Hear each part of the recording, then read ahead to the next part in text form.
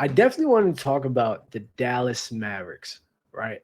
Because one, dog, like I really thought Dallas was going to be far better than what they are right now, right? But Anthony Davis, yo, bro, this is just insane. Anthony Davis, again, having a calf injury. Now he's day to day. Not really sure how that's going to work out with him and his calf injury. But man, like, this is just insane with Anthony Davis. And this is why I believe, like, the Dallas Mavericks are in turmoil right now, right? And because, listen, Anthony Davis is 32 years old. Anthony Davis is a guy that now he's entering out of, like, you can say his prime, his peak in terms of like development in his body, right? So a guy who's had injury history before, even when he was young, now at 32 years old, him really exiting his prime and still dealing with the same exact things. It's like, dog, like Dallas is dealing with a Kyrie injury right now. They're in desperate need of a point guard. And without Kyrie Irving, you really, really, really need a guy like Anthony Davis. And a 32-year-old who's had injury problems like he's had before, going through this now at this stage of his career on a new team after eye surgery, even showing up out of shape, dog, I'm about to do a 180. The Mavericks is going to be very hard for the Mavericks to do something this year. Honestly, and this is a team that I thought, especially on paper, this was going to be a very stacked, talented team. And I thought there was at least going to be around 500 or above 500 till Kyrie Irving comes back. But now with Anthony Davis day to day, him being out of shape, and listen, whenever you get injuries, you have no choice. You literally, and that's another thing that people got to give more grace to when it comes to players. Whenever you have injuries, rest. Like, that's what you're supposed to do. Rest up. You have to chill. You need to let your body heal. That way you could come back to the top. You feel me? So Anthony Davis is a guy that, listen, he needs to rest his body. But he was already resting his body in the offseason. Now he's a bit out of shape and even overweight. So now he has to rest it even more. Dog, this is just bad. And calf injuries are very, very serious. Calf injuries needs to be like, you got calf injuries, ankle injuries, Achilles injuries, even knee injuries to an extent. Those are things you really, really, really, really have to take care of and monitor. That way it doesn't get turned into something else, especially your calf. A calf injury, your ankle, and then your Achilles, they're all connected. You feel me? If you don't take care of that, you can, it happened with Tyrese Halliburton, right? Kevin Durant, like, you can really make something worse happen. So Anthony Davis really has to take care and monitor this. And I'm not sure how Dallas is really going to survive with this happening, honestly. And I would probably bank on the fact that AD will probably get hurt again. He's been a guy hurt year after year after year. So I'll probably bank on him getting hurt again.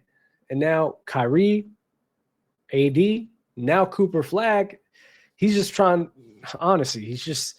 to pick up the pieces and learn the game himself at a fast pace. I don't think this is really great for his development, but I think Cooper Flagg has been solid. Has he been like this runaway rookie of the year candidate that maybe I was expecting?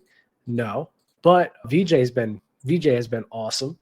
I think he's been really solid. He's been good enough. And, especially with him taking on this new role that, again, he really hasn't played like in his whole entire, like, even college career.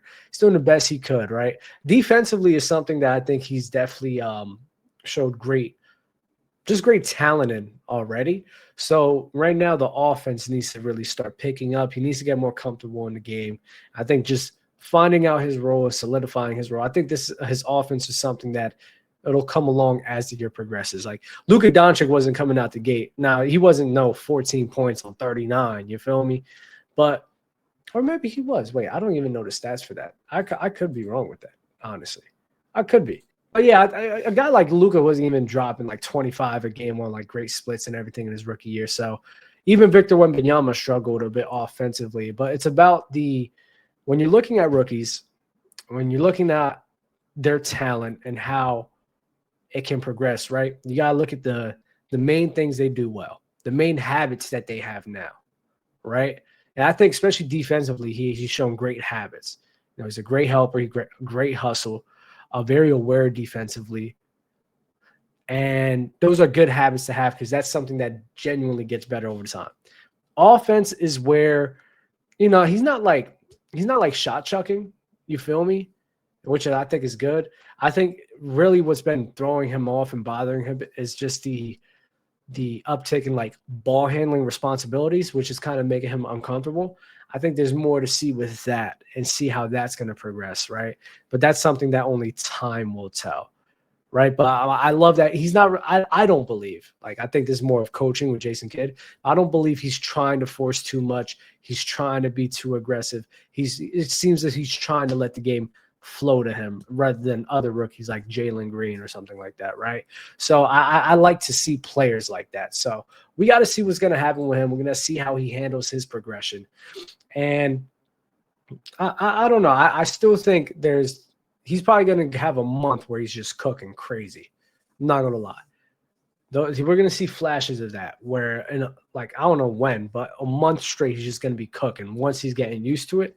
And we'll really see what happens with that. But again, I could be wrong. You never know. But, Cooper Flagg is somebody that I'm still believing in.